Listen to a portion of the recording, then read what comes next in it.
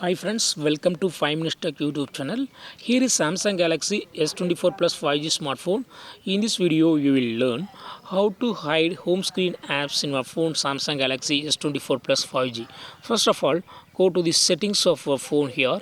Then go to home screen and here select hide apps on home and app screens and select that, and here select the apps which are to be hidden as per your wish. Here I select Google Assistant, Facebook, Gmail, Instagram, Maps, and click on done.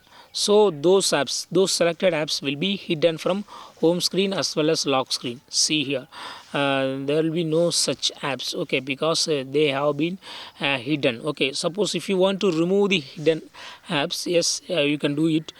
Again, you got to go to the settings, then go to home screen and go to hide apps on home and app screens, and here select the hidden apps. Okay, just click over it and it will be removed. Okay, in this way you can easily restore.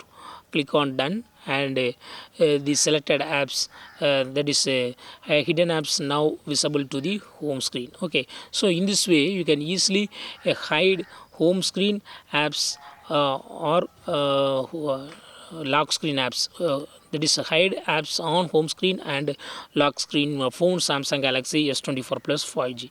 That's all friends, thanks for watching, bye.